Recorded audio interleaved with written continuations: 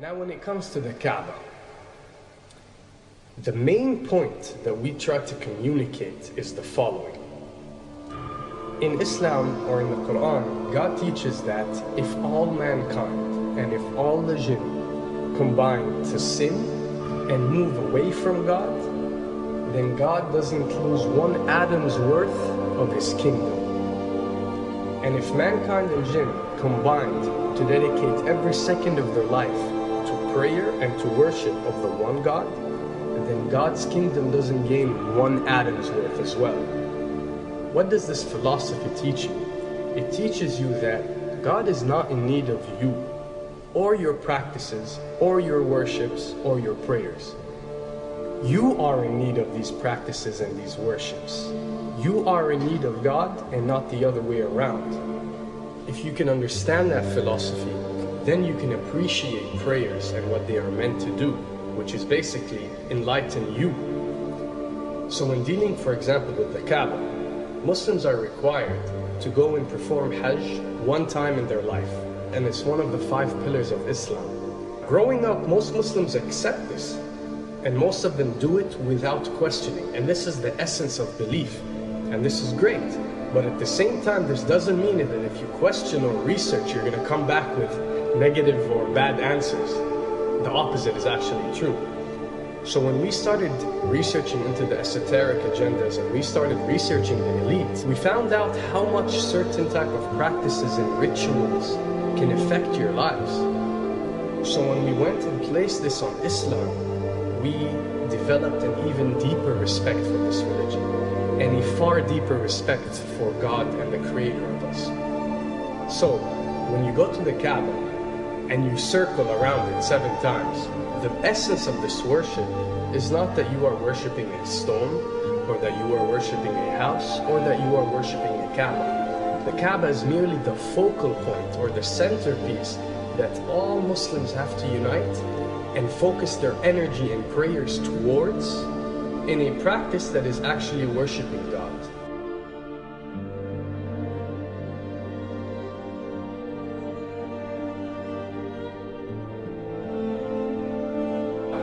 Now, going in circles counterclockwise does not break you away from time and space. But the fact that the energy of the Kaaba is the strongest energy on earth and it flows counterclockwise, by you flowing in correlation with this energy, you are uplifting yourself. You are reaching spiritual levels that you rarely do experience anywhere else on earth. And the fact that you got to do it 7 times, and we are taught that there are 7 skies or 7 samawat or 7 spiritual planes, then one can discover that each circle breaks you through a spiritual plane spiritually, so you can reach the ultimate state of wisdom and spirituality. Does this mean that only Muslims can reach this level? Does this mean that if you're not Muslim, you give up or you reject this information? Not at all.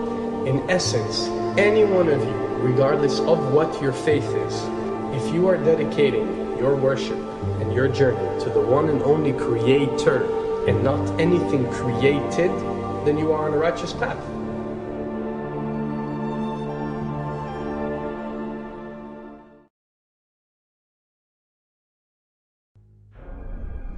To begin with, the significance of 911.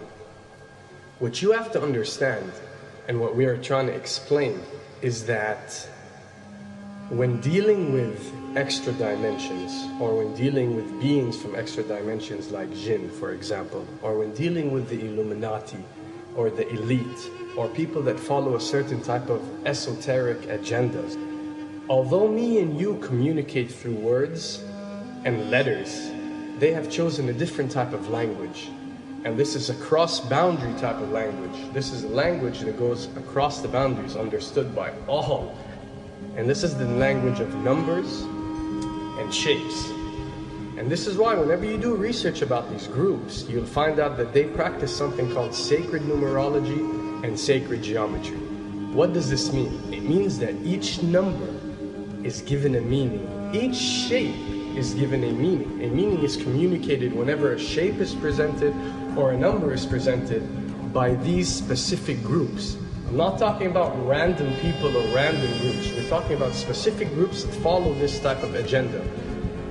When numbers are used, it signifies a certain type of meaning. When shapes are used, the same is followed. So, in their definition, in a numerological sense, 10 is the Alpha and the Omega, or the God.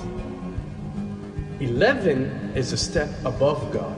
101 is a step above God. 911 or 911 is the skipping of God. It is the ultimate challenge. It is going from number 9, which has a specific meaning, to number 11 without going through 10. It's skipping God. So it's no coincidence that this event that we call 911 today took place on 911. It is the ultimate challenge.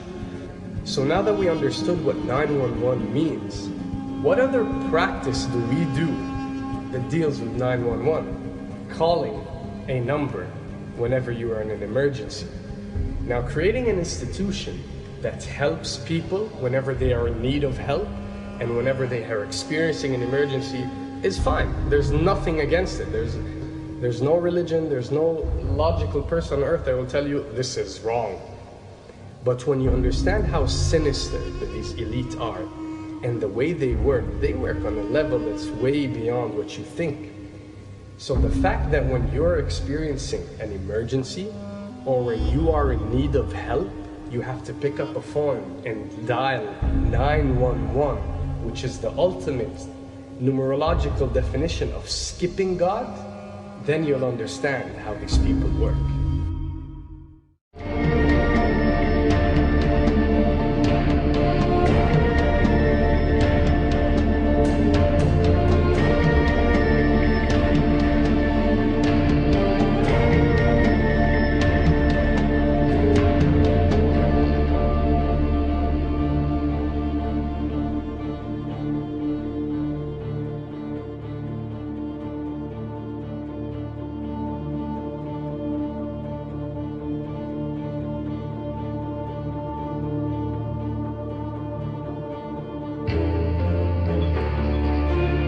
And when dealing with rituals, we recognize that everything adds up. For something to be a ritual, everything has to be in place, everything has to be perfect.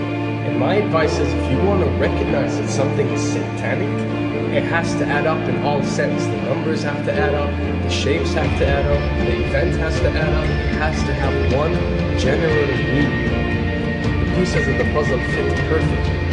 That's when you recognize when something is ritualistic or satanic.